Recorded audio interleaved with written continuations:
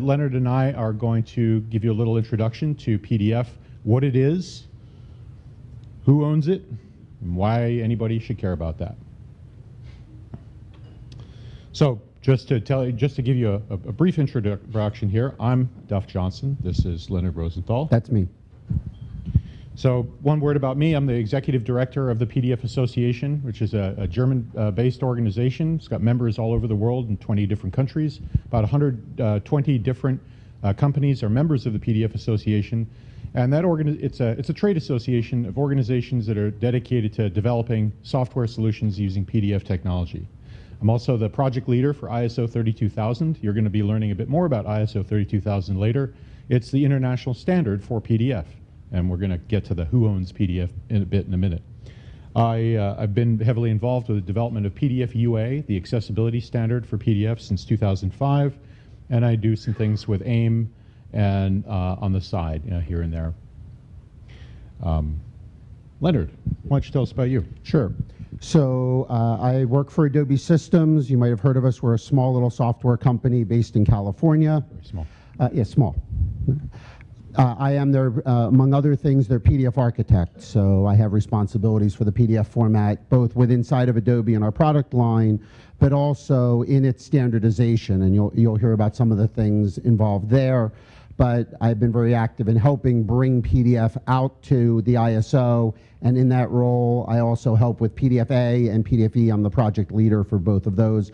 And I've been working with PDF in excess of about 18 years now. I tried to figure this out the other day in one way or another. So I also, and my wife reminded me this morning that I forgot to put on the slides, that I also wrote the book, Developing with PDF. So if you're looking for a good book, I can highly recommend mine. So let's start with talking about what PDF is, Leonard, don't you think? Sure. So the way I like to describe PDF is a digital envelope. In that it is where you're going to put all of your content, whether that is text, images, lines, and vectors, or it's multimedia, it's sounds, it's video, it's attachments. And then you want to take all of this content that you've placed inside of your envelope and you want to seal it up. You can put security on that envelope. You can put a signature on that envelope to ensure that it's not tampered with or detect when that tampering takes place. And then you want to do things with it. You want to bring these into workflows, send that envelope around so it can be commented on, marked up, transacted. And so PDF can be many different things, and is many different things to many different people, depending on the industry that you're in and what types of work you want to do with it. And that's what we tried to do with Adobe for all of these years, was to make it many things to many different people. So there was, once upon a time, PDF didn't exist. I know that seems difficult to believe, but it is really true. PDF began in 1993. Adobe Systems, inventors of PDF, shipped Acrobat 1.0 with PDF right from the right at the beginning, and they at the same time published the PDF reference. The PDF reference is the document that describes in complete technical detail what the components of a PDF file are. By publishing this document, it made it possible for third parties to be able to create and to process and to view PDF files without any reference to Adobe software, and without any need to pay any royalties or licenses to Adobe Systems. And this was something of a revolution. Not everybody believed it at first, and in fact, Mark Gavin, who will be here later to present a session on redaction, was one of the first people to go ahead and he was asked, in fact, by an agency of the federal government, to take the PDF specification and write his own parser for it, as it were, to prove that it was possible to utilize a PDF file to fully read and write the technology without actually having any Adobe software. In 1994, Adobe made the PDF reader free, and between these two decisions, the decision to publish the reference openly for anybody to use and to make reader free, this is the two fundamental decisions that generated the revolution that is PDF today. And the idea that we could actually sell a reader for $50 was just a bad idea to begin with. It was a bad idea. We figured that out. It took us about a year, but we figured it out. So why does it matter? Well, I think it matters for some of the reasons you were getting at, and as I was just alluding to with the cost, which is that PDF or any format, especially something that you want to be consumable by the world on any device, on any platform, has to be free. It has to be freely accessible. It has to be viewable. It also needs to be creatable. You need to be able to author it from whatever tools you have. And again, without that cost, if you so desire. There shouldn't be a barrier for entry. And that was a big part of what we wanted to do, why we made the standard, the specification available. We made the reader free. Was to grow the industry. And today, there are thousands and thousands of products out there, readers, things that create PDF, things that can process PDF, combining them, annotating them, signing them, all sorts of things that you do with them. And they're available every platform, every device. And I think, in fact, one of the most significant things in the last couple of years has been that every phone ships with a PDF reader on it. I mean, that's significant. We couldn't have imagined that day. And it's kind of a so-so reader. Well, I'm saying it's a great reader, but it's still there. I mean, the fact is that PDF has become that ubiquitous technology that even your telephone knows how to deal with it. And I think that's a very big deal, and it really shows what PDF has done. So PDF, a lot of people don't know that PDF is no longer owned by Adobe Systems. And this is a move that Adobe initiated back in, as you can see on the slide, back in 2007. They announced to the world that they were going to donate or give the ISO PDF specification to ISO. And this process it took I think about a year and a half for it to fully unfold. That the objective was to be able to put PDF in more of a public space so that larger entities and others who would be concerned about the possibility of relying upon a proprietary standard would have that concern alleviated, and they would be able to know, for example, that Adobe or any other company that happened to buy Adobe, if it ever happened, would not take this standard and kind of move it in some direction that would invalidate some major investment that they've made. Anything else you want to say about it? Yeah, and I think that one of the most important points that you just said and is reflected on the slide is that it's not so much that we turned over the specification and made it open, which is what we did, but it's also that in doing that, we wanted to ensure that every one of those billions and billions, and I don't exaggerate with those numbers, of PDFs out there remain compliant. We didn't want to just create something totally new, because that wouldn't have worked. That wasn't what people wanted. It was take what was out there, what had been there for 15 plus years at that point, and make it the standard. Take what we already have and make it the standard. And that was a very, very important aspect of the process of bringing it out to the ISO. And in fact, it was hard because we needed to convince other people. It wasn't so much we as Adobe knew it, but we had to remind the rest of the world right now is not the time to change PDF. Now is the time to make it what we already know today is the standard. And now we'll talk, we'll mention throughout the day how we're going to take that into the next phase of how do we make PDF better. But first, we had to take what we had today. So you're all here in this room because you wanted to learn a bit more about PDF, and that's a perfectly reasonable thing. I thought I'd walk you through what I regard as being the central value proposition of PDF. It's a unique collection of features, and individually, some of them seem like, well, yeah, so what? Other things can do that. Taken together, it's an enormous range of powerful capabilities that are really not shared by any other technology. First and foremost, the value proposition, admittedly dating from 2008, but standardized in a de facto sense before then.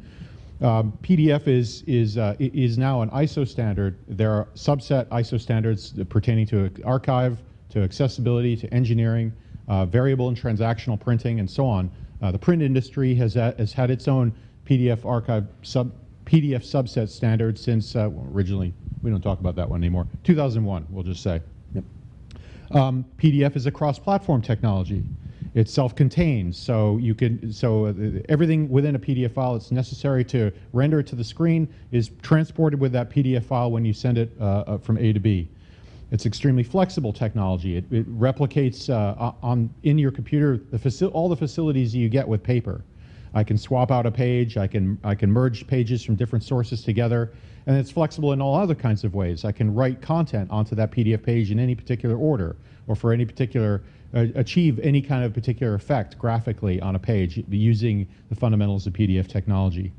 It has, as Leonard mentioned at the beginning, all kinds of capabilities with respect to security and digital signatures and collaboration, fillable forms. Many of these features you're going to learn a lot more about during the sessions today.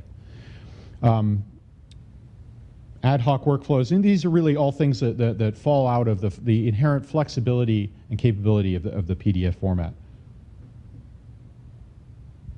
So, who owns it? Yeah, you do, don't you? Yeah, sometimes I say that, but I think we all. We all do, actually, is really the answer. This is a picture that Duff took at a recent meeting. So the 32,000 committee, the committee within ISO that's responsible for driving PDF forward, recently met in Edinburgh, Scotland. And this is a picture of the group of us sitting around the table getting work done, and you can see Duff in my, well, you can't see Duff because he took the picture, but I'm sitting there. There's a couple of other people who are in this room who were also in that picture. And we're missing a couple. And we're missing a couple. But one of the things to point out here, which you can't see from the picture, is that the people sitting around this table represent about 7 different countries. The US, the UK, Belgium, Canada, Japan, who else am I missing? Germany. Oh yeah, the Germans were there. You know, again, throughout the world, we have Canada, China. So it's a worldwide body of experts who come together to make PDF grow and prosper, if you will. When we make decisions at this table, it's not, we don't sit around and we say, well, which one of us is the biggest company at this table and therefore they get the most votes. People win or lose, you know, particular ideas or points that they have in there strictly on the merits. You make an argument, other people like it, they don't like it, we argue about it. And one thing I'd love, it's important for me to when I think about this, is it's done in a very kind of an academic spirit. We're all very, very interested in what's the right thing for the technology. How do we make this language clear? How do we ensure that there's that we fully describe this feature so it's possible for any developer now or in the future, whether at this table or elsewhere, to read this document and go, yeah, I know how to implement that. That's all of our objectives at the table.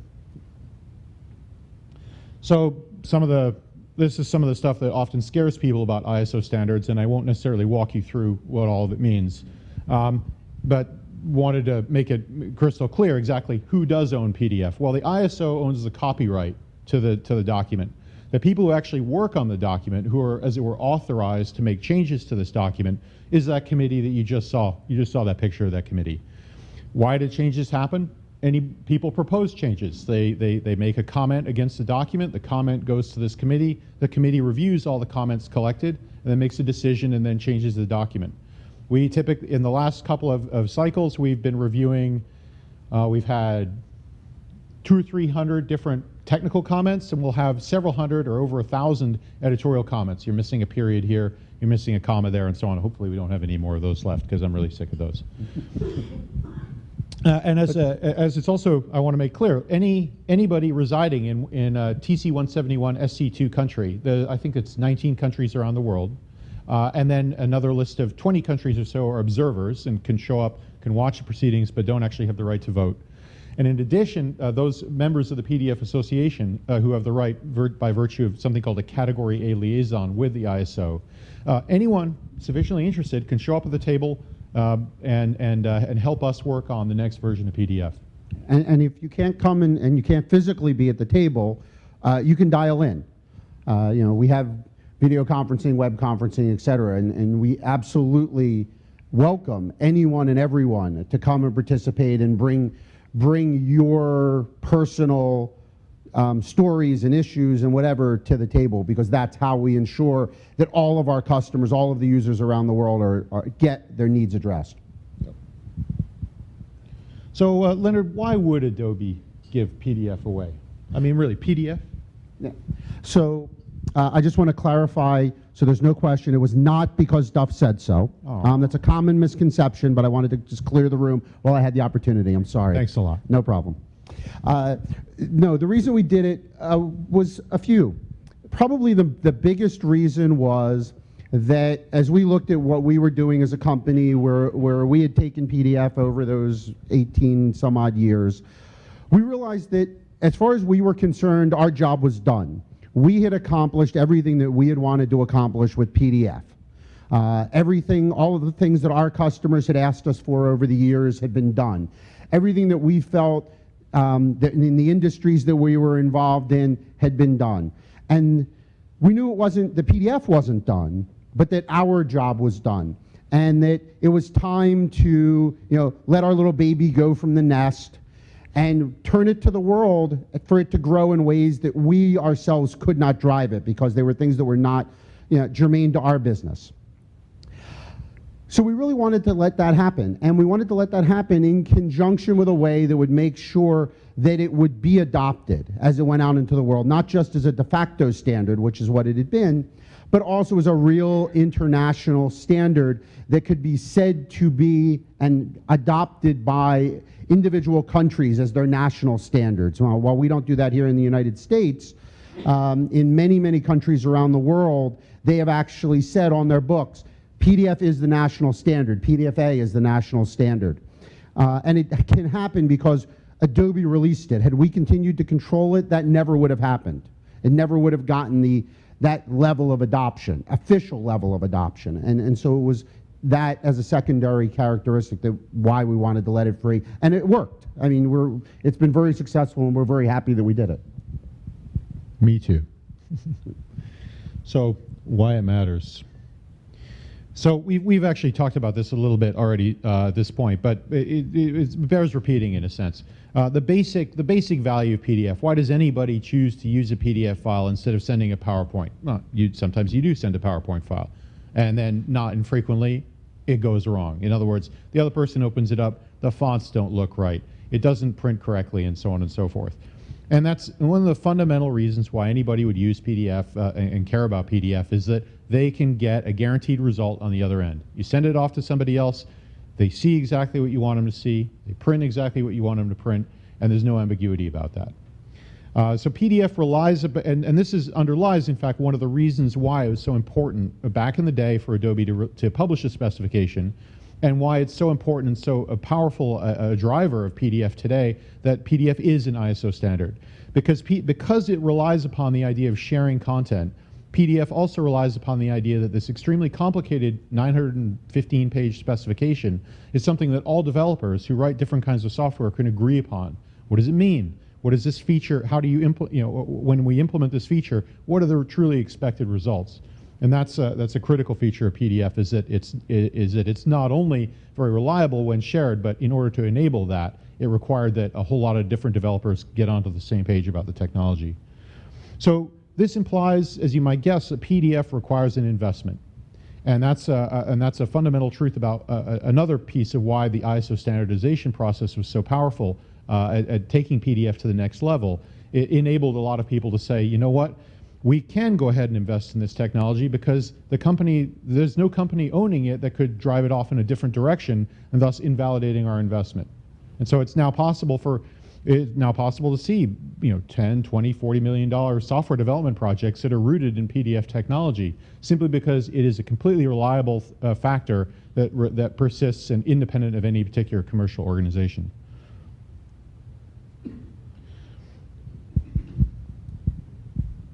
I guess I just made I think you this got all of point. that. All right, you can take that.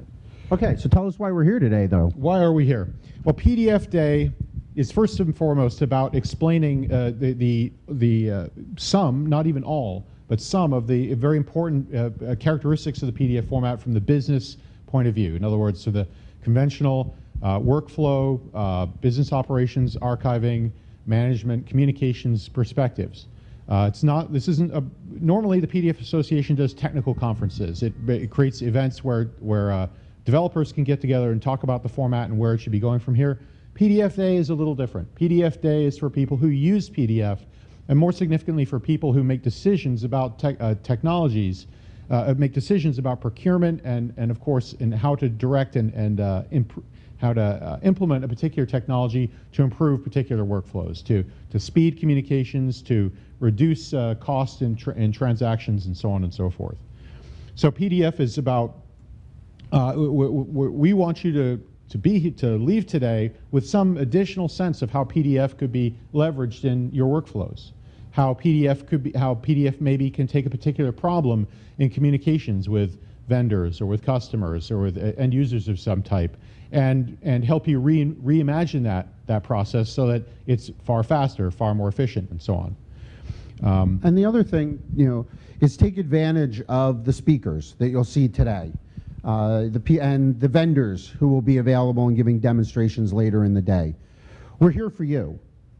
Ask us questions. And I'll go out on a limb for my colleagues and say pretty much, the sky's the limit. You can ask us anything you want. And assumably it's something relevant, but you could probably ask just about anything, and we'd all be happy to answer those questions for you. So please, we're here for you. Take advantage of that opportunity for us to help you, even if it's not something, again, relevant for the day, but it's problems you have at work, about PDF and about the technologies and the products. Please go ahead and ask. Yeah, there are I believe 16 speakers here today.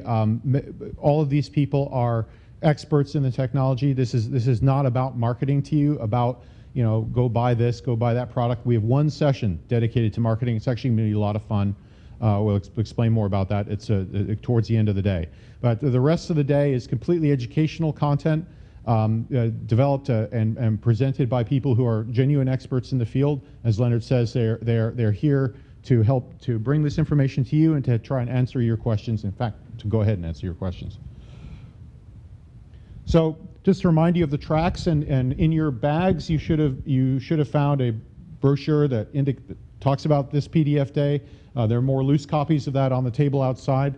Track A and Track B kind of break down, as I indicated earlier, pertaining more to archiving in Track A in the morning, pertaining more to accessibility in Track B in the afternoon. We'll get started with Track A with the 9 o'clock session, basically immediately following this session, termination of this session, which is going to happen momentarily. In fact, I'm running 4 minutes late. 2 sessions, a coffee break, and then, as you can see, some more sessions. We'll have a nice lunch right out here, and thereafter the rest of the afternoon with 4 minutes with a PDF vendor, in which we're going to make all these different vendors who are here. They each have 4 minutes on the clock in front of you here to present a little bit about themselves and their companies, and then a panel discussion, which I think should be also very interesting. So once again, welcome to PDF Day, and we hope you get a lot out of this, a lot out of your time here today. And please do not hesitate at any juncture to ask any of us any questions whatsoever. Thank you.